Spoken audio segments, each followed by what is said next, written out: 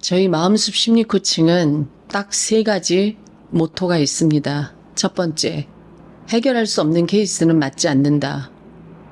물론 그래야죠. 정신과에 가서 약을 먹고 정신과 진료를 통해서 해결해야 되는 케이스는 저희가 감히 나서서 약물 없이도 해결할 수 있습니다. 얘기할 수 없으니까요. 해결할 수 없는 케이스는 맞지 않습니다. 바꿔서 말하면 어떤 케이스도 맡으면 해결한다는 겁니다. 두 번째, 해결되지 않는다면 끝까지 간다입니다. 획기수를 늘려서라도 끝까지 갑니다. 자, 세 번째, 그러함에도 불구하고 저는 문제 없습니다. 저희 책임 아닙니다. 우리 애가 문제입니다. 저희 애를 고쳐주시면 됩니다. 이런 케이스는 실패합니다. 이런 케이스는 중도에 환불 처리해서 내보내드립니다. 이게 저희의 세 가지 모토입니다. 제가 하겠다고 결정하면 하는 겁니다. 제가 할 수 있습니다 하면 할 수 있습니다. 그러함에도 불구하고 도저히 안 되는 케이스 있습니다. 한 아이가 있습니다. 이 아이의 일탈은 도를 넘었습니다. 구체적인 일탈에 대해서는 말씀드리지 않겠습니다. 어쨌든 도를 넘었습니다.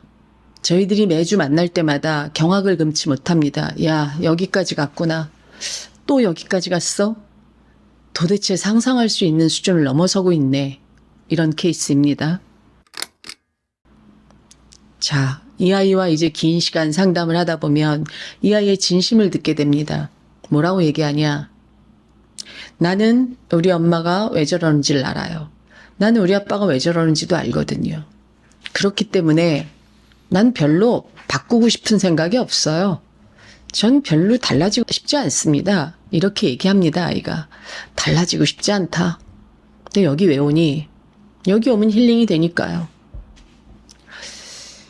제 입장에서는 이런 상담 참 곤혹스럽죠.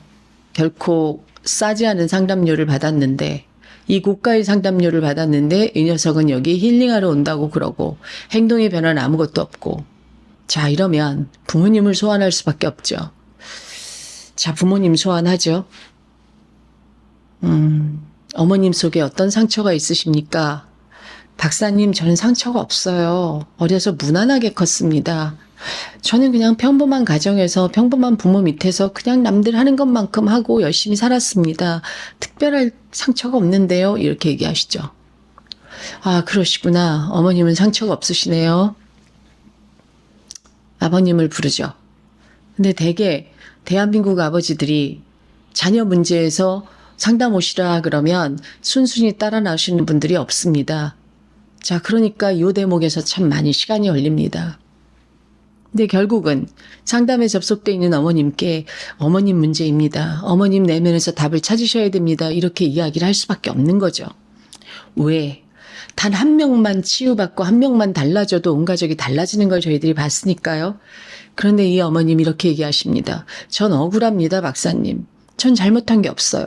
전 헌신적인 엄마였습니다. 한 번도 애한테 끼니를 거르게 한 적이 없고요. 전 그 바쁜 와중에도 아침에 밥 다 해 먹였습니다. 애가 원하는 건 거의 다 해주면서 키웠습니다. 전 너무 억울한데요.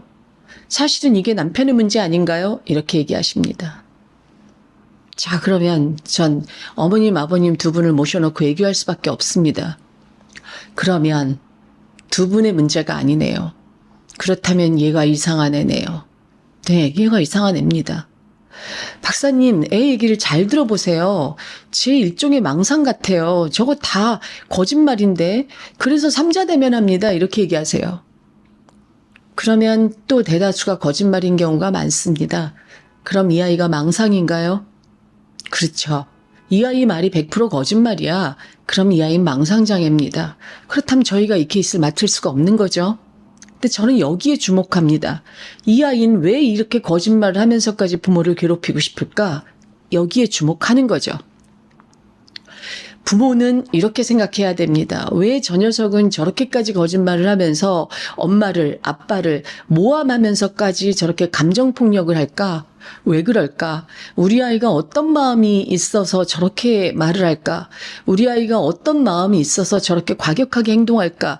이렇게 바라보셔야 되는데 이런 걸 알아볼 생각은 없으십니다. 소위 말하면 내 새끼가 잘못된 거죠.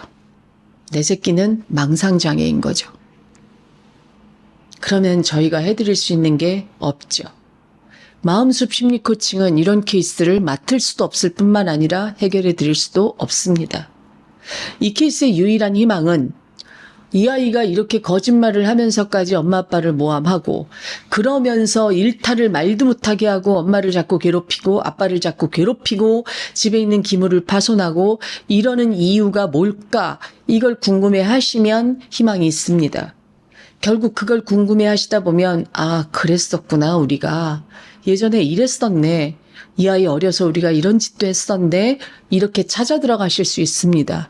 그래야 최소한 사과할 수 있는 힘이 생기고 사과할 명분이 생기고 사과해야 되겠다는 의지가 생기는데 이거에 대해 관심이 없습니다. 애가 왜 거짓말을 하고 있는지, 애가 왜 기물 파손을 하고 애가 왜 미친놈 짓을 하고 있는지 그 이유를 알아보고자 하는 적극적인 마음의 자세가 돼 있지 않다라고 그러면 이 케이스는 해결되지 않습니다.